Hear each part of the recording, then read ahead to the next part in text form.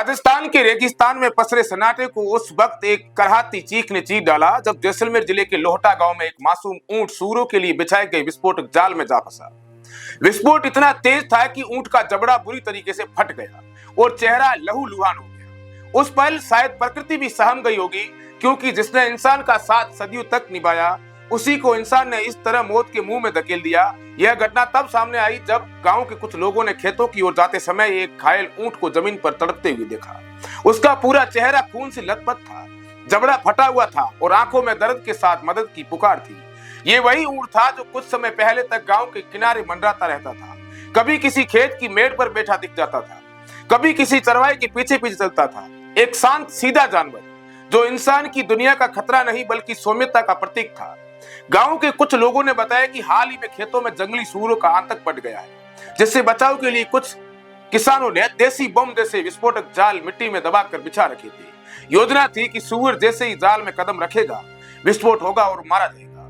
लेकिन इस बार शिकार कोई सूअर नहीं, एक बेजुबान ऊंट था जिसने न किसी की फसल खाई न हमला किया।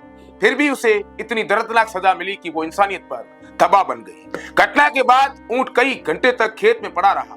तेज धूप में खुले आकाश के नीचे वो बार बार अपने पैरों से जमीन को खुरचता रहा, जैसे दर्द को बाहर निकालना चाहता हो। उसकी सांसें तेज थी, खून लगातार बढ़ रहा था।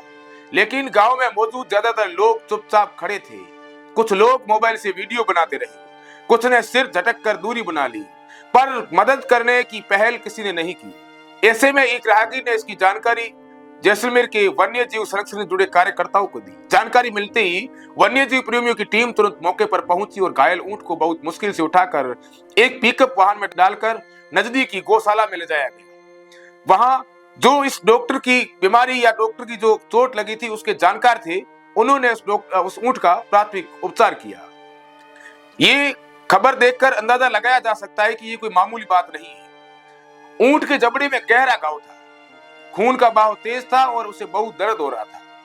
जानवरों से प्यार करने वाले एक कार्यकर्ता ने कहा, हमने सैकड़ों जानवरों को बचाया है, लेकिन इस ऊंट की आंखों में जो बेबसी और सवाल था आज तक नहीं देखा है किसी ने भी। जैसे वो पूछ रहा हो, मैंने किसका क्या बिगाड़ा था। वन विभाग को भी इस घटना की सूचना दी गई, लेकिन वहां से कोई रिस्पॉन्स बताया जा रहा है कि नहीं मिला। बात सिर्फ एक जानवर की नहीं है, यह उस मानसिकता की तस्वीर है जिसमें इंसान अपने फायदे के लिए किसी भी हद तक जा सकता है, चाहे उसमें किसी बेजुबान की जान क्यों नहीं चली जाए।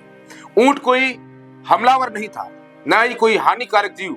वह तो बस भटक गया था, एक प्यासा राही तो सूखी धरती पर अपनी जगह खोज रहा था।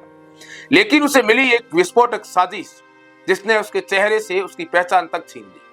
अब भादरिया गौशाला में ऊंट का इलाज चल रहा है, उसे तरल भोजन दिया जा रहा है और विशेष रूप से देखभाल की जा रही है। लेकिन सवाल अब भी जिंदा है, क्या उसकी जिंदगी पहले जैसी हो पाएगी? क्या वह फिर से रेगिस्तान की रेत पर उसी गरों के साथ चलेगा? इस घटना ने जहां इंसान की क्रूरता को उजागर किया, वहीं वन्य जीव प्रेमियों की इंसानियत ने साबित कर दिया कि उम्मीद अब भी जिंदा है। लेकिन यह सिर्फ उनकी जिम्मेदारी नहीं, ये हम सब की जिम्मेदारी है कि ऐसे हादसे फिर से ना हो। यह जरूरी है कि अब प्रशासन सख्त कदम उठाए और समाज यह समझे कि यह धरती सिर्फ इंसानों की नहीं है, जानवरों की जान की भी उतनी कीमत है, क्योंकि वो न बोल सकते हैं न शिकायत कर सकते हैं, बस चुपचाप सहते हैं तब तक जब तक हम उन्हें हमेशा के लिए खामोश न कर दें। द बवाल आप तमाम दर्शकों से अपील करता है कि इस तरीके से बेजुबान जानवरों के साथ में इस तरीके की हरकतें नहीं करें। इस तरीके के विस्फोट पदार्थों को ऐसी जगह नहीं डालें जहां वन्य जीव, पशु पक्षियों का और उसके अलावा जो जीव जंतु होते हैं उनका विचरण हो। ऐसे ही तमाम खबरों को देखने के लिए आप हमेशा द बवाल के साथ जुड़े रहें।